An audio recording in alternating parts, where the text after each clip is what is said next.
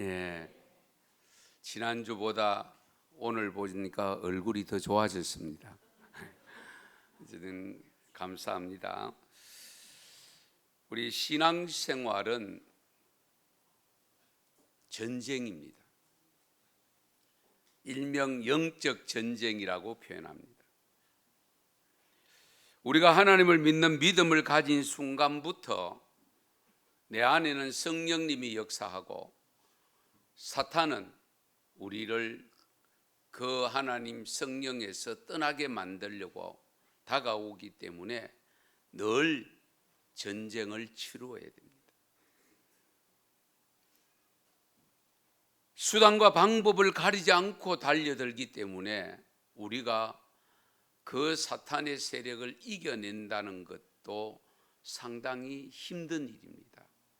쉬운 것 같으면야 얼마든지 쉽게 물리칠 수가 있으면 얼마나 좋겠습니까마는, 그러나 우리가 살아보면 이 영적 전쟁을 치러보면 쉽지 않다는 것을 스스로 느끼게 되고 경험하게 됩니다.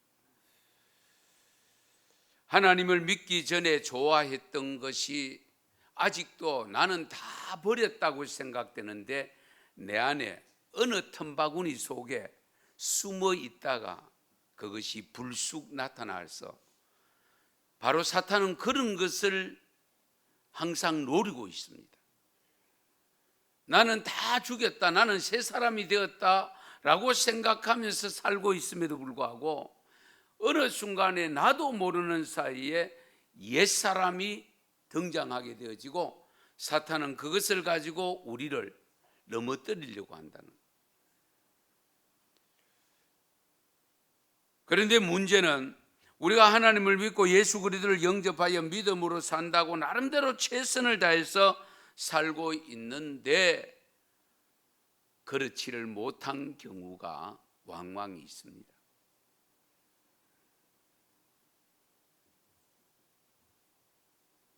그래서 우리를 넘어뜨리는 이 사탄이 좋아하는, 제가 식품이라는 단어를 썼습니다마는 기호식품, 사탄이 기호식품, 오늘 첫 번째 시간인데요, 한 10주간에 걸쳐서 시리즈로 말씀을 전할 겁니다.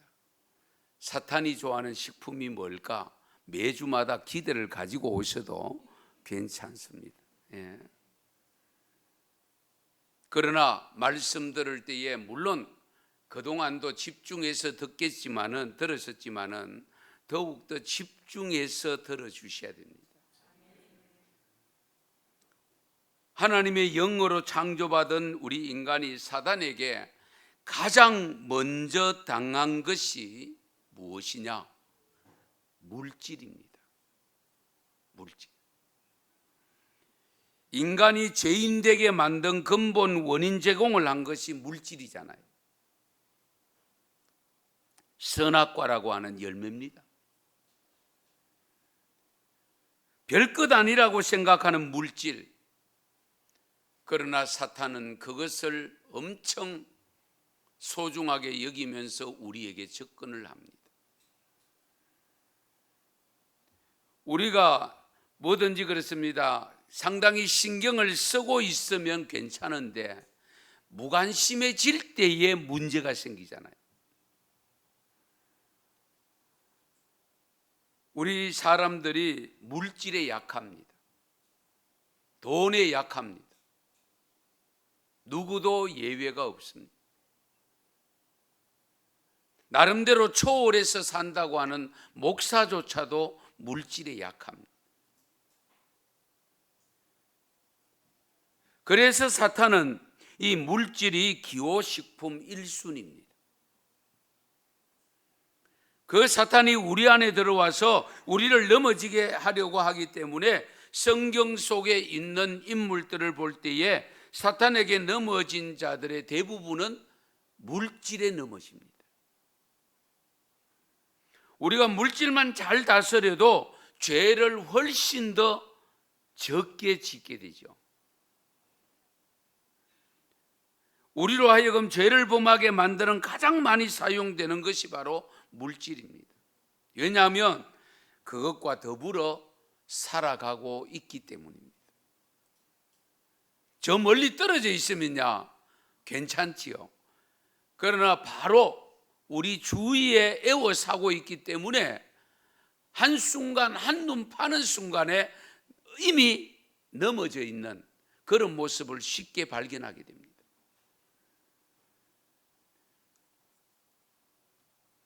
하나님이 아담과 하와를 만드신 후에 살게 하셨던 것이 에덴 동산임을 우리는 다 알고 있습니다.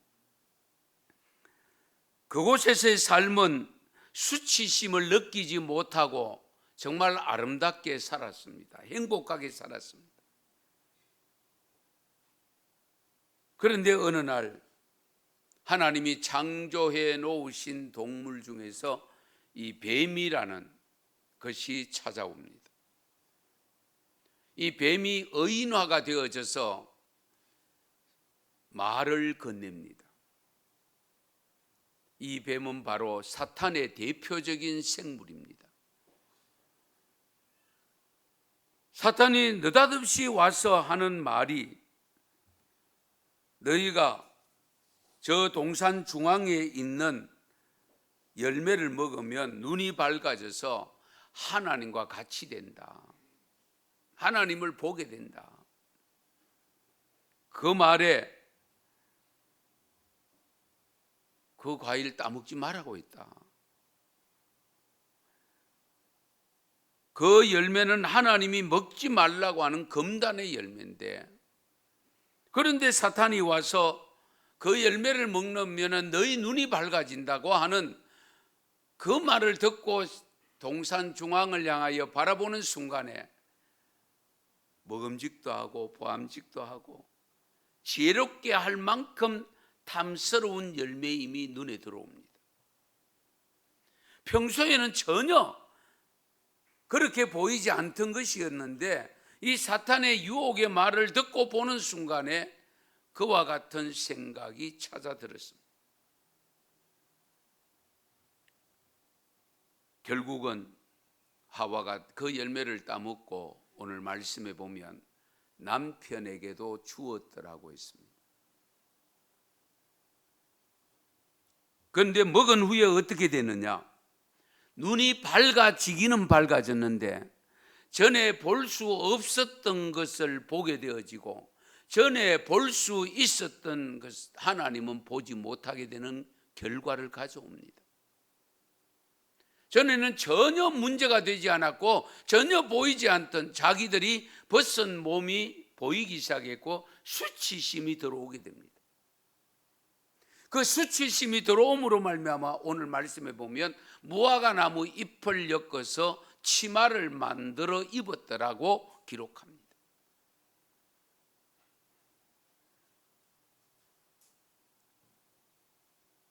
계명을 어긴 결과 죄가 들어오게 되어지고 죄가 들어옴으로 수치심을 느끼게 되어지고 잘 보면서 살았던 하나님은 제대로 보이지 않고 오히려 하나님이 볼까 계명을 어기기 때문에 어떻게 징계를 받을까 싶어서 오늘 말씀에 숨었다라고 했습니다. 뒤에 읽어보면 이런 현상이 오늘날 우리들에게도 그대로 적용이 됩니다. 특히 종말의 시대에는 사탄이 더욱 활개를 치기 때문에 우리는 더욱 조심해야 됩니다. 사탄의 지배를 받으며 살던 우리가 하나님의 자녀가 된 후로 나름대로 새 사람이 되었다고 그렇게 살고 있지만은 우리 안에 머물던 옛 사람의 모습이 순간순간 나타납니다. 그래서 우리로 하여금 하나님과 멀어지게 하려고 사탄은 수단과 방법을 가리지 아니하고 물질을 가지고 유혹을 합니다. 우리가 예수 그리스도를 영접하여 하나님을 믿는 믿음을 가질 때 성령이 우리 안에 들어오신다고 했잖아요. 왜? 성령을 부어주신다고 했으니까. 그래서 하나님의 자녀된 모습으로 살아가게 되는데 이것을 곁에서 바라보는 사탄은 언제 어떻게 하든지 우리를 그 하나님의 자녀됨에서 멀어지게 하려고 호시탐탐 노리고 있으면서 가장 약한, 물질에 약한 우리에게 물질로 다가와서 우리를 시험합니다. 그래서 우리 하나님께서 베드로 사도를 통해서 이와 같은 마지막 종말의 시대에 조심해야 될 것을 경고의 메시지로 일러준 말씀이 베드로전서 5장 8절입니다. 건신하라, 깨어라. 너희 대적 마귀가 우는 사자같이 두루 삼킬 자를 찾는다라고 일러줍니다. 두루 삼킬 자를 찾는다고 했습니다. 그냥 오는 사람 넘어뜨는 게 아닙니다. 찾아다닌다고 했습니다.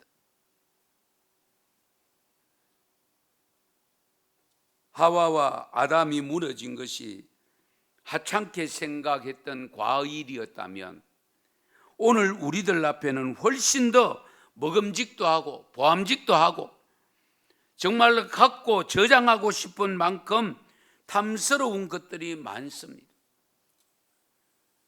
그러므로 우리는 더욱 조심해야 됩니다. 그래서 하나님은 우리가 물질적으로 풍요롭게 살게 하고 싶기는 하지만 그렇게 해 주시면서도 항상 우리 하나님은 걱정이 있습니다. 그 물질 때문에 우리가 하나님 곁을 떠날까? 그 염려를 우리 하나님이 하고 계십니다. 그 내용이 어디 있는가 하니까 신명기 8장 12절에서 14절에 일러주고 있습니다. 한번 같이 읽겠습니다. 내가 먹어서 배부르고 아름다운 집을 짓고 거주하게 되며 또 내 소와 양이 번성하며 내 은금이 정식되며 내 소유가 다 풍부하게 될 때에 내 마음이 교만하여 내 하나님 여호와를 잊어버릴까 염려하노라. 아멘. 이 말씀 잘 아시죠? 이스라엘 백성들이 가나안 땅에 들어갔을 때에 지켜야 될 규례가 신명기 있습니다. 요단강을 건너기 직전에 모세를 통해서 주신 말씀이 신명기입니다. 하나님께서 이 이스라엘 백성들이 가나안 땅에 정착하게 하려고 애굽에서 출애굽시켜서 광야 40년 생활을 하면서 거기에서 믿음 없는 사람 걸러냈습니다. 그럼에도 불구하고 너희들이 그곳에 가서 잘 살게 될 때에 나를 버릴까 염려된다고 했습니다. 하나님이 이렇게 걱정하고 염려하신 것이라면 우리를 너무 잘 아시는 하나님이신데 우리가 물질에 얼마나 약한 것을 알고 계신다는 것을 가르쳐 줍니다. 아니나 다를까 우리가 성경을 읽어보면 이스라엘 백성들이 가나안 땅에 들어가서 정말 젖과 꿀이 흐르는 땅, 그 땅에 들어가서 살면서 이 땅을 이렇게 풍요롭게 하는 것은 우리 하나님이 아니고 이 원주민들이 섬기던 풍요의 신 바알신이다, 아세라 신이다. 그러면서 하나님을 배교하기 시작합니다. 하나님을 배척하기 시작합니다. 그래서 지금 우리 새벽기도 예레미야서를 강의하고 있습니다마는 예레미야서를 통해서 주신 말씀을 보면 이스라엘 백성들이 어느 정도로 이들이 성인지 아세요? 자식을 불에 태워서 제물로 바칠 정도로 배교 행위를 합니다. 하나님은 짐승을 인간의 죄 대신 제물로 바치라고 했었지 사람을 바치는 경우는 없습니다.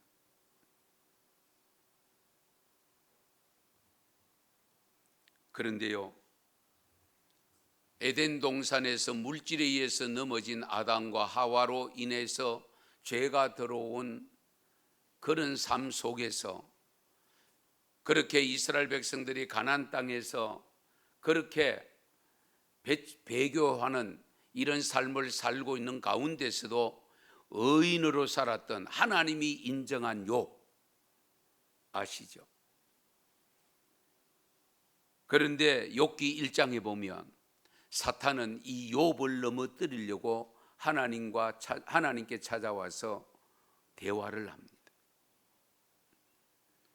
그 욥기 1장에 보면 하나님이 사탄이 마주쳤을 때 네가 어디서 왔느냐? 라고 물을 때에 내가 땅을 두루 다니면서 왔습니다. 여호와께서 다시 사탄에게 네가 내 종 욥을 주의하여 보았느냐?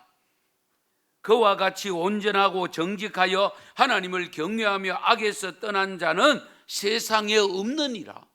할렐루야. 하나님이 욥을 향하여 칭하는 내용입니다. 극찬을 하고 있습니다.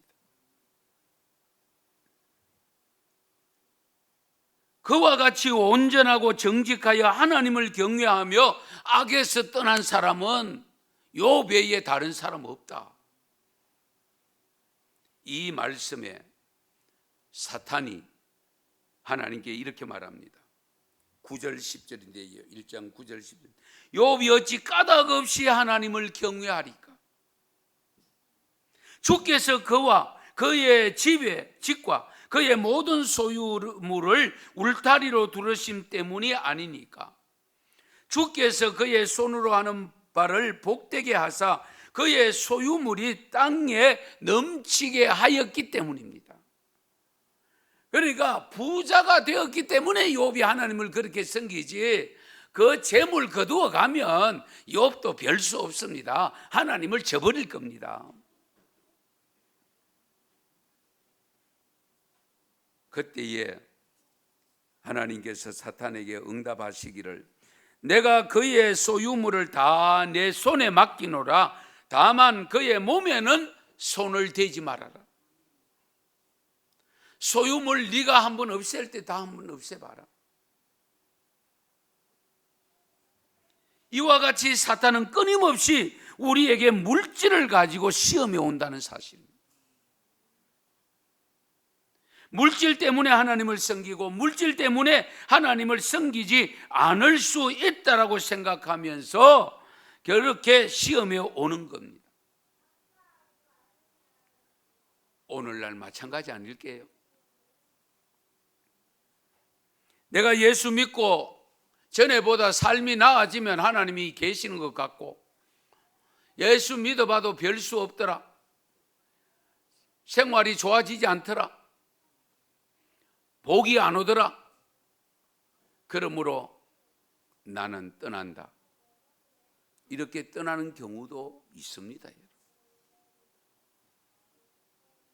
우리가 여호와 하나님을 경외하는 신앙의 근본을 모르면 이런 현상이 생기는 겁니다. 왜? 우리의 토속 종교들은 전부 기복신앙입니까? 복 달라고 비는 신앙입니다. 그래서 하나님도 잘 믿으면 하나님이 복을 주시는데 이 땅 위에서 물질의 복을, 건강의 복을, 이런 복을 받아 누릴 것으로 생각하고 믿었는데 그런 것이 다가오지 않으니까 실망감을 가지고 사탄은 옆에 와서 부채질을 합니다. 그거 봐라, 네 새벽기도 해도 나아진 게 뭐 있노? 그래 새벽기도 끊어버리게 만듭니다.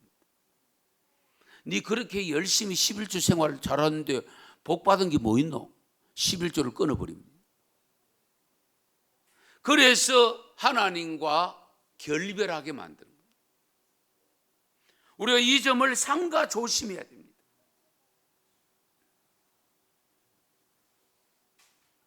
심지어 사탄은요, 예수님도 시험을 했습니다. 우리 마태복음 4장에 보면 40일 동안 예수님이 금식 기도하고 난 다음에 제일 먼저 찾아온 것이 사탄이 찾아옵니다. 찾아와서 돌을 떡으로 만들어 먹어봐라, 네가 하나님의 아들이거든. 엄청난 시험입니다. 그때의 예수님의 능력 같으면 그래 알았다, 네 맛 좀 볼래? 그러면서 저 같으면 돌을 떡으로 만들어 먹었을 것 같아요. 그런데 우리 예수님께서는 사람이 떡으로만 사는 것이 아니고 여호와 입에서 나오는 하나님 말씀으로 사느니라. 네가 하나님을 시험치 말라. 말씀으로 물리쳤습니다. 우리에게 바로 이런 믿음이 필요합니다. 내가 물질적 풍요를 위해서 사는 것이 아니고, 예수 믿는 것이 아니고, 내가 영생을 얻기 위해서 예수 믿는다. 우리가 이 믿음을 가지고 있어야 이 사탄의 기호식품에 넘어가지 않습니다. 신약 성경에 기록된 인물 중에서 물질의 시험을 극복하지 못하고 넘어진 대표적인 사람이 오늘 사도행전 5장에 기록된 아나니아와 삽비라입니다. 여러분 잘 아시는 대로 마가다락방에 성령이 강하게 역사하여 주시고 사도들에게 성령이 임함으로 말미암아 능력이 나타날 때에 특별히 베드로 같은 경우에는 한 번에 3,000명이 회개하고 후에 5,000명이 회개하고 돌아온 역사가 일어납니다. 그러고 난 다음에 은혜 받은 성도들이 자기의 많고 적은 재산을 팔아서 갖고 사도들 앞에 갖다 놓고 사도들은 그것을 가지고 없는 사람과 같이 나누는 유무상통의 삶이 이어질 때에 이 아나니아와 삽비라 이름까지 거명된 것 보면 나름대로는 유명했던 것 같아요. 자기들도 재산을 팔아서 팔고 나니까 생각이 달라져서 사탄이 와서 유혹을 합니다. 그거 다 갖다 바치고 니 뭐 먹고 살래? 우리에게 항상 다가오는 유혹의 메시지가 바로 그겁니다. 니 그거 다 갖다 바치고 뭐 먹고 살래? 니 노후는 어떻게 할래? 별의별 유혹을 당합니다. 그때에 이 아나니아와 삽비라가 결국 그 유혹에 넘어간 겁니다. 그래서 얼마를 감추었는지 금액은 밝히지 않고 여하튼 감추어 놓고 나름대로 가지고 사도들 앞에 와서 베드로 앞에 와서 내어놓았습니다. 이미 하나님께서 성령을 통해서 베드로에게 그것을 가르쳐 주신 거예요. 그래서 베드로가 이 아나니아가 그 앞에 내어놓는 그 돈을 보고는 어찌하여 사탄의 네 마음에 가득하여 네가 성령을 속이고 땅값을 말을 감추었느냐. 땅이 그대로 있을 때에는 내 땅이 아니며 판 후에도 네 마음대로 할 수가 없더냐. 어찌하여 이 일을 네 마음에 두었느냐. 사람에게 거짓말한 것이 아니요 하나님께 거짓말한 것이다. 아나니아가 이 말을 듣는 순간에 영이 떠나고 엎드려서 죽습니다. 그리고 젊은 사람들이 그 아나니아를 장사 지내러 갔고 3시간쯤 후에 삽비라 아내가 내려옵니다. 아무 영문도 알지 못한 채 내려와서 사도 앞에 오니까 베드로가 또다시 이 삽비라에게 질문합니다. 네 남편이 가지고 온 땅값 판 돈이 그이 전부냐? 예, 이것뿐입니다. 베드로가 삽비라에게 일러줍니다. 너희가 어찌 함께 꾀하여 주의 영을 시험하느냐? 주의 영, 성령을 시험하느냐? 보라, 내 남편을 장사하고 오는 사람들의 발이 문 앞에 이르렀으니 또 너를 메어 가리라. 그럴 때에 삽비라의 또 영이 떠남으로 쓰러져 죽습니다.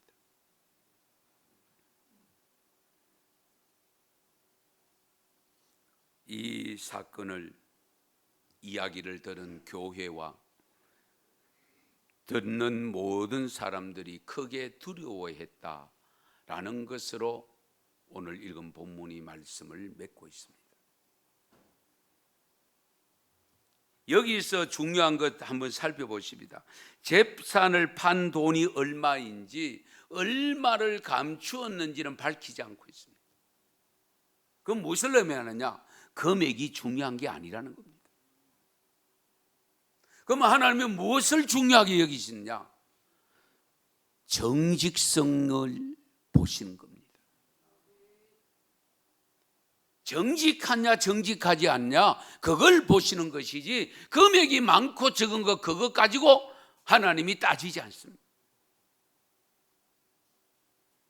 과부의 동전 한 입을 부자가 많은 것 가운데 일부 많은 금액을 갖다 바친 것보다 더 귀하게 여겼잖아요. 그러면 이 부부가 이렇게 졸지에 죽어야 할 만큼 큰 죄를 지었단 말인가? 우리가 계산으로 우리 하나님을 이해하기가 어렵지 않습니까? 아무리 그래도 그렇지, 이게 얼마나 뭘 그렇게 중요하다고, 회개할 기회라도 좀 주시지. 하루아침에 부부가 그 자리에서 적사하게 만든단 말이에요. 어떻게 하나님을 사랑의 하나님이라고 할 수 있을까? 뭐 별의별 생각을 다 할 수 있지 않습니까? 그런데 하나님께서 원하시는 것이 뭐냐? 정직성이 얼마나 중요한가를 오고 오는 후세대들에게 가르쳐 주시기 위해서 이 두 사람은 대표적으로 희생을 당한 겁니다. 그러면 이 아나니아와 삽비라가 크게 잘못한 것이 뭐냐? 첫째가 성령을 속인 죄입니다. 하나님의 영을 속였다고 했습니다. 초대 교회를 있게 만든 것이 성령님이잖아요. 성령님이 마가다락방에 임재함으로 말미암아 교회가 생겼잖아요. 사도 베드로를 속인 것이 아니라 성령님을 속였다고 했습니다. 하나님을 속였다고 했습니다.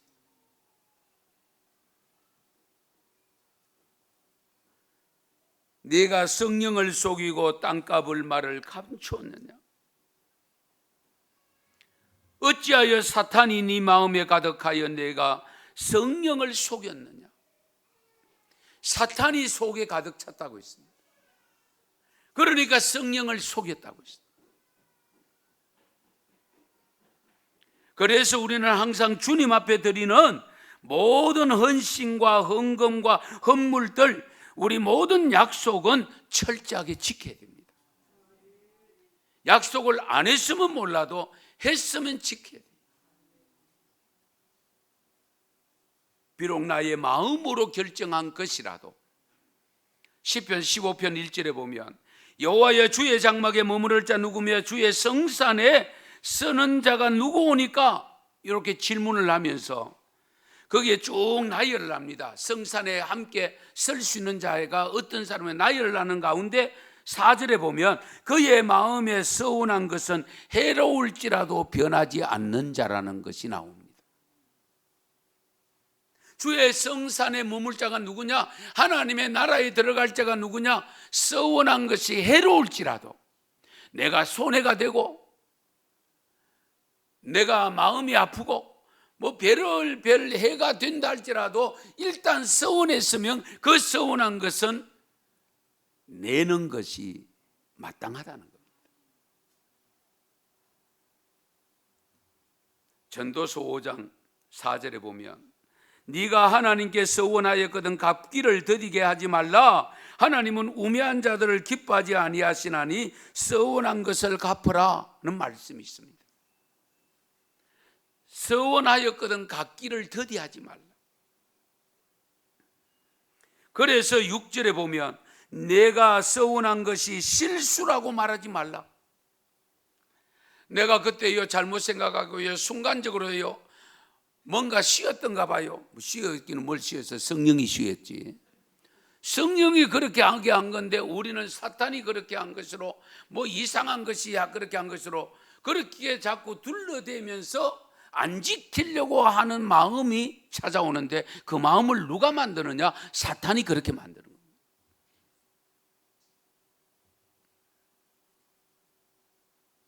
그래서 시편 116편 기자는 이렇게 고백합니다.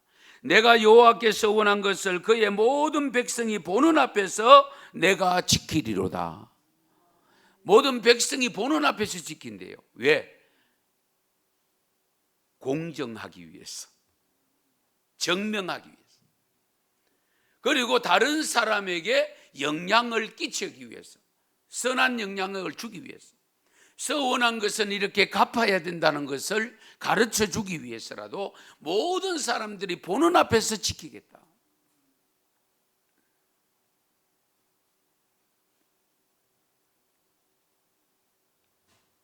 사실 우리가 처음 마음먹은 것을 소중히 여기고 거기에서 추가하는 것은 용납되지만 처음에 생각했던 것보다 적게 하는 것은 삼가 조심해야 됩니다.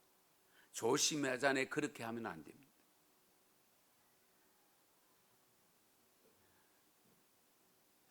저 개인적인 고백입니다만 저도 목사지만 그렇잖아요. 감상금, 맥주, 추수 뭐 여러 헌금들이 시게 될 때에 감동이 옵니다. 감동 올 때에 저는 바로 결단을 내리고 그걸 실천하려고 합니다. 왜? 자꾸 있어 보면 다운되더라고요. 이게 너무 많은 거 아닌가? 지금 현재 호주머니 돈도 없는데 어디서 구하지? 자꾸 그런 생각이 들어옵니다. 처음에 생각하게 만든 것은 하나님의 영이 그렇게 했다고 믿습니다. 그래서 저는 처음 결정한 것에 더하는 것은 괜찮지만 덜하는 것은 안 하려고 미리 아예 결단을 내리고 준비를 해버립니다. 그래야 내가 죄를 안 짓게 되거든요. 어쨌든 이 점을 항상 염두에 두셔야 돼요. 결국 성령님을 속인 것이 되었다. 두 번째는 교회 공동체를 속인 것이 됩니다. 속이는 자신은 개인적인 일로 생각할지 몰라도 이미 내가 교회 공동체 속에 들어와 있습니다. 그러면 내가 하는 행위에 대해서 다른 성도들이 영향을 받게 됩니다. 그러므로 교회 공동체를 속인 겁니다. 내가 재산을 팔아서 다 주님 앞에 드리겠습니다 라고 선포하고 가서 팔았는데 그걸 얼마 감추고 왔다고 하는 사실은 교회 공동체를 속인 겁니다.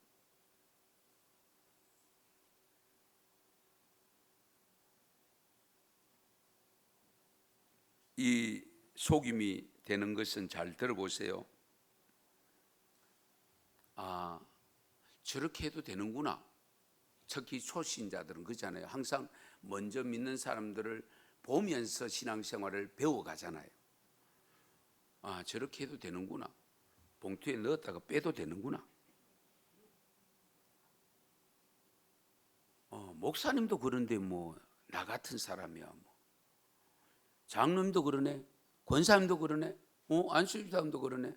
아이고 서리 집사인 내가 뭐 나는 막 요것만 조금만 하려다. 그래 봉투에서 들어 빼내가지고 적게 하는 경우가 있어요. 이것을 조심하셔야 돼요. 예. 성도 여러분, 신앙생활하면서 우리의 규범은 성경입니다. 사람이 본이 되는 모델이 있기는 하지만 전부는 아닙니다. 왜? 불완전한 인간이기 때문에 좋은 점도 있고 나쁜 점도 같이 공유하고 있잖아요. 우리는 항상 성경 말씀을 보셔야 됩니다. 말씀이 기준이 되어야 됩니다. 누구 본받아서 살려고 하는 마음이 필요하기는 합니다. 그러나 최종적인 기준은 성경입니다. 말씀의 기준을 삼아야 돼요. 그러므로 어쨌든 교인으로서 내가 정직하지 못했을 때에 성령님을 속인 것과 더불어 교회 공동체를 속인 것이 된다는 것, 이 점을 염두에 두셔야 됩니다. 그리고 이 아나니아 삽비라가 무엇을 잘못했냐면, 이렇게 속인 것은 결국 재물은 자기 것으로 착각했습니다. 아마 여기 우리 신앙인들도 내 소유로 된 거니까 내 것이 있다라고 생각하는데, 우리가 하나님을 경외하는 믿음을 가진 성도들은 항상 청지기 생각을 가지셔야 됩니다. 청지기 의식을 가져야 됩니다. 청지기 의식. 청지기가 뭡니까? 주인의 것을 부여받아서 관리하는 사람을 청지기라고 합니다. 가끔 보면 우리도 가정총무 뭐 이런 총무제도 그런 게 있었잖아요. 예. 그러니까 우리는 하나님이 주신 재물을 잘 관리해서 하나님 당신이 뜻하는 대로 쓰임 받는 것을 감사하며 살아야 됩니다. 내 거라고 해서 내 멋대로 한다, 그 삶에서 우리가 조심해야 됩니다. 내 것은 맞습니다. 하나님이 맡겨주셨는데, 그러나 그것은 내 뜻대로 사는 것이 아니고 쓰는 것이 아니고 하나님의 뜻에 맞춰서 쓰는 것이 우리 성도의 기본적인 물질관이 되어져야 됩니다. 그런데 아나니아와 삽비라가 그걸 착각했어요.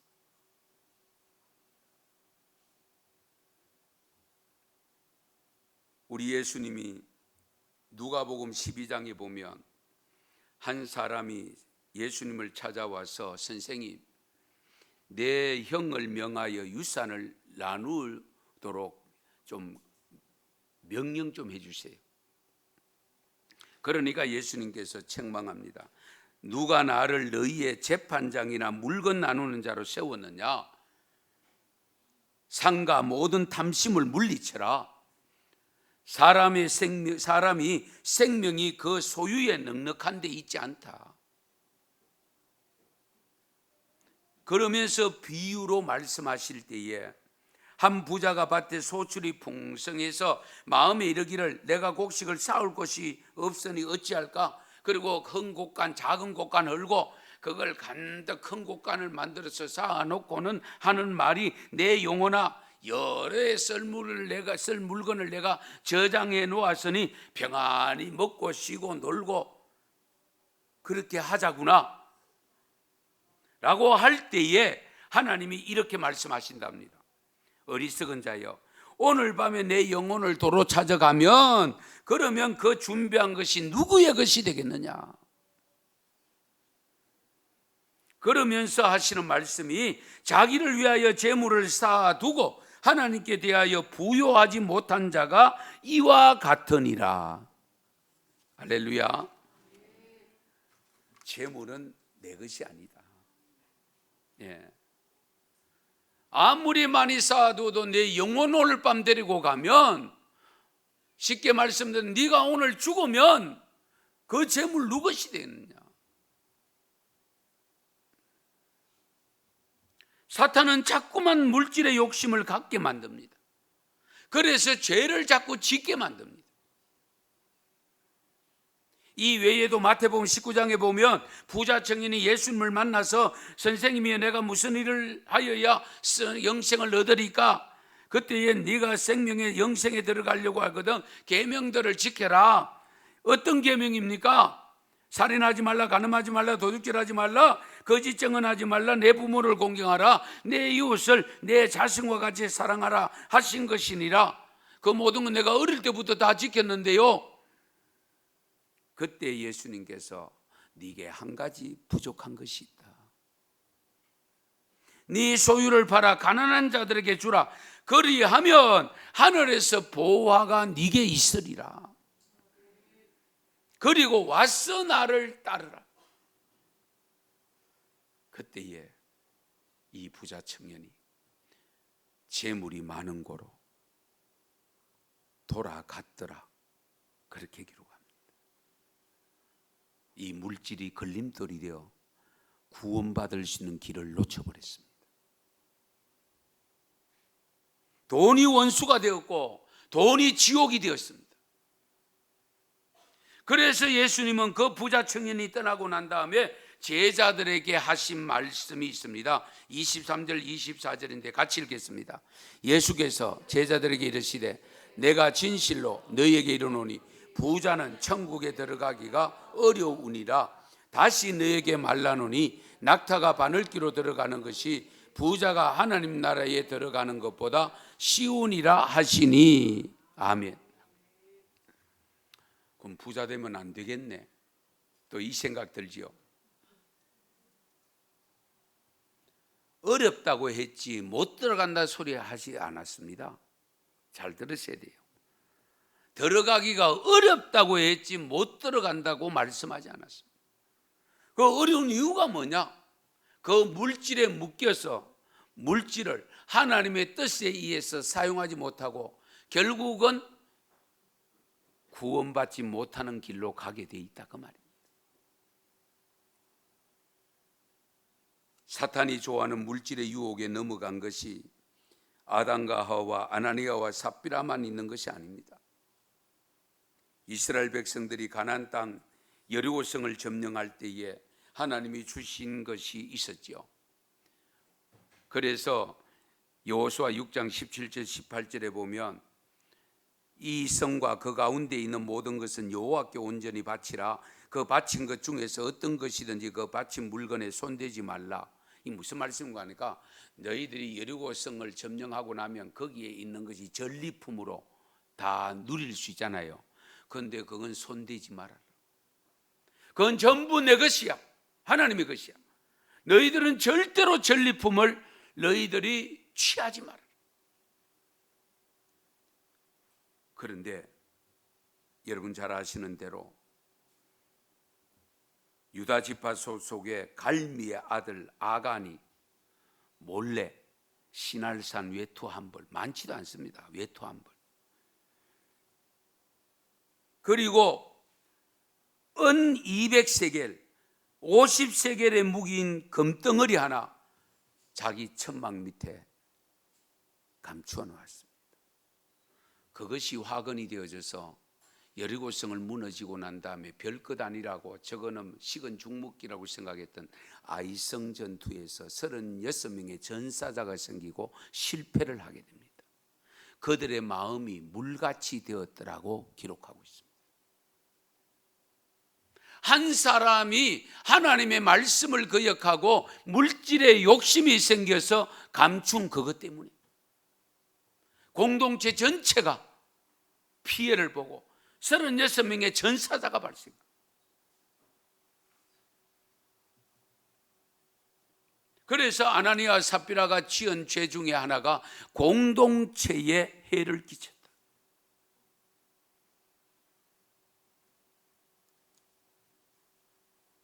성도 여러분, 사탄의 기호식품인 물질 중심의 삶을 삼가 조심해야 됩니다. 우리가 세상에 살면서 물질 없이 살 수는 없습니다. 다만 하나님이 맡겨주신 물질을 선용하는 것이 중요합니다.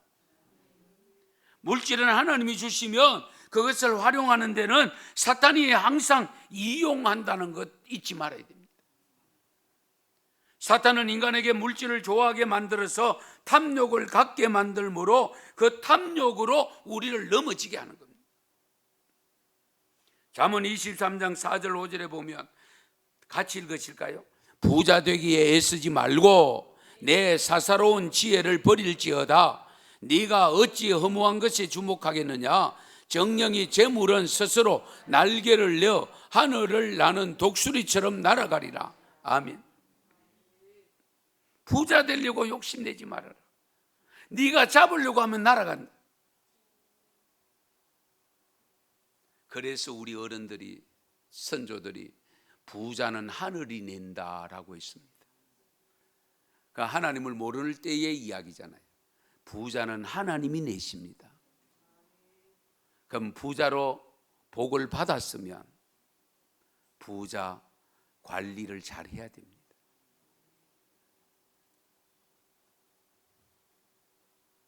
욕심이 잉태하면 죄를 낳고 죄가 장성하면 사망을 낳는다고 야고보서 1장 15절에 말씀하고 있습니다. 욕심 중에 어떤 데는 욕심이 물질의 욕심입니다. 우리 그렇죠? 물질의 욕심.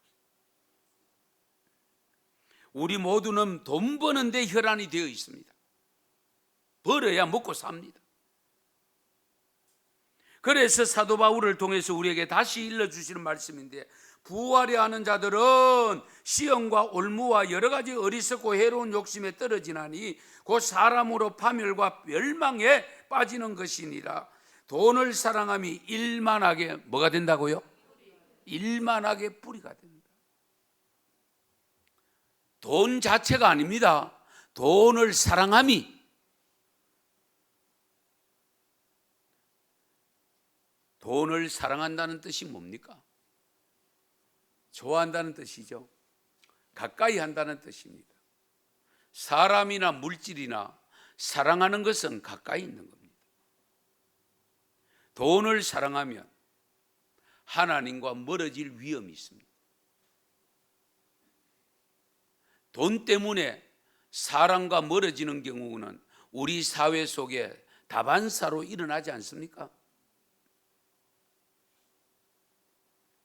코로나를 통해서도 지금 우리들에게 돈에 대한 집착과 사랑을 제고하라는 메시지가 분명히 담겨져 있습니다. 어떻게 하면 사탄의 기호식품에 물질에 미혹되지 아니하고 승리할 수 있는 삶을 살 수 있을까? 그것이 관건 아닙니까? 그 문제의 해답이 갈라디아서 5장 16절에 말씀합니다. 같이 읽습니다. 내가 이르노니 너희는 성령을 따라 행하라. 그리하면 육체의 욕심을 이루지 아니하리라. 아멘. 성령을 따라 행하라. 성령님이 인도하시는 대로 살아라. 성령님이 지시하는 대로 물질을 사용해라. 육신의 욕망대로 살면 안 된다. 그 말씀입니다. 그런데 사탄은 수시로 찾아와서 유혹을 합니다. 부자가 되라고. 동생보다 장남이 네가 잘 살아야지. 다른 형제들보다 내가 잘 살아야지. 자꾸 와서 나를 부추깁니다. 돈을 사랑하도록. 이것을 삼가 조심해야 됩니다. 성도 여러분, 마지막으로 질문을 하나 드릴게요. 여러분은 지금 현재의 삶에 만족하십니까?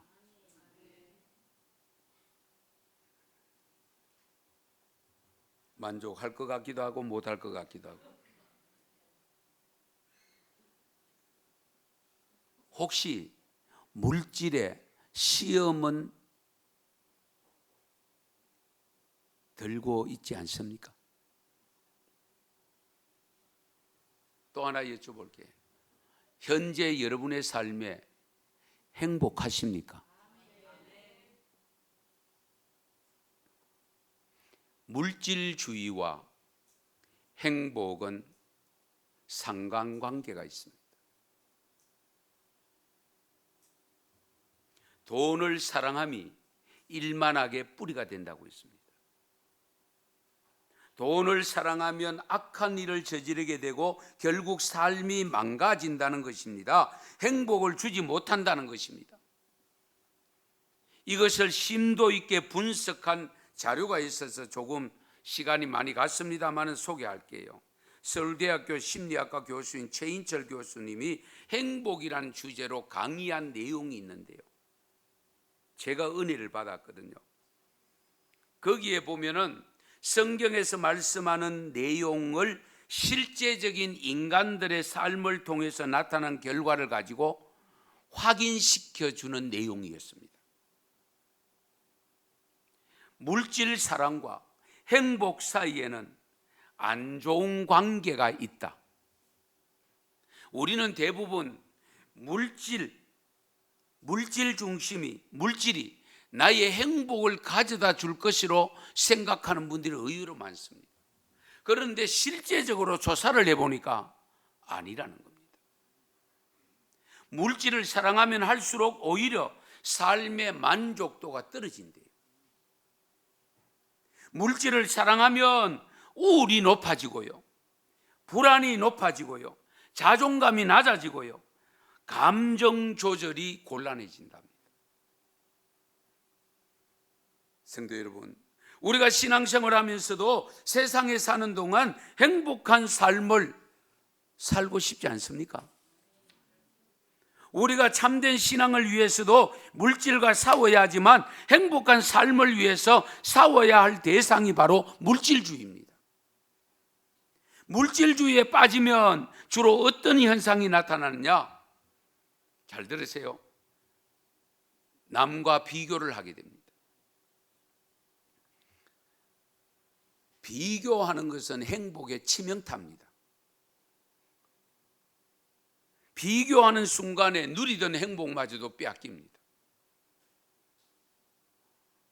그리고 자꾸 극대화하려고 합니다.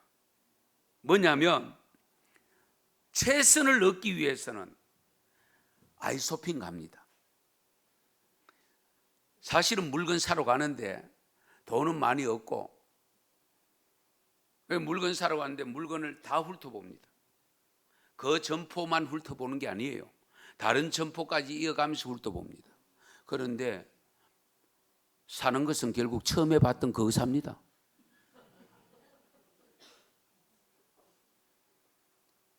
이것이 극대화의 습관입니다. 절대로 만족할 수 없습니다. 물질주의에 빠지면요, 신뢰 수준이 낮아진다고 합니다. 남을 못 믿어요. 은행도 못 믿어요. 그리고 장롱 밑에 감춰놔요. 부자들이 가끔 뭐 금고 이런 거 있잖아요. 그렇죠? 예. 그리고 물질주의에 빠지면 쾌락을 추구하게 되고요, 지나치게 경쟁적이고 권위주의적입니다. 행복을 얻기 위한 물질 관리는 어떤 모습이어야 되느냐? 물질과 분명히 전쟁을 치러야 됩니다. 행복을 얻기 위해서는 물질주의와 치열한 싸움을 해야 되는데 그냥 쉽게 얻어지는 것은 아닙니다. 돈을 사랑하지 말아야 됩니다. 사랑하지 않으면서도 하나님께 그리고 우리 이웃에게 돈을 바르게 사용할 수 있는 믿음을 가지고 사셔야 돼요. 그래서 돈은 자신을 위해 사용하는 것보다 남을 위해서 사용하면 더 행복합니다.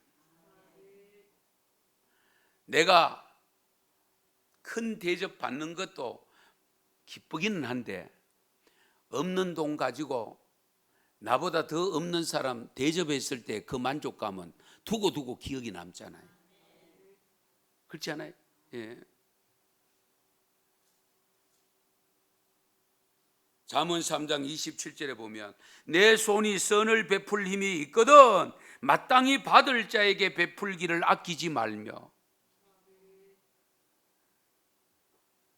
돈을 쓸 때 물건 소유에 사용하지 말고 경험 얻는 데 사용하면 행복하대요. 잘 들으세요. 우리 물건 사놓고 보면 행복할 거지 며칠 안 가요. 그들도 안 봐요. 예. 그런데 여행을 다녀오면 두고 사진 찍어놓은 앨범 보고 또 한 번 또 웃고 또 경험 살려서 또 그 추억을 되새기면서 즐거워하고 있잖아요. 그래서 그 돈을 물질에 사용하지 말고 할 수만 있으면 경험을 쌓는 일에 사용하라는 겁니다. 그래야 행복을 누릴 수 있다는 겁니다. 저는 이것이 굉장히 마음에 와닿더라고요. 예. 그리고 마음이 가난해야 됩니다. 마음이 가난해야 행복할 수 있습니다.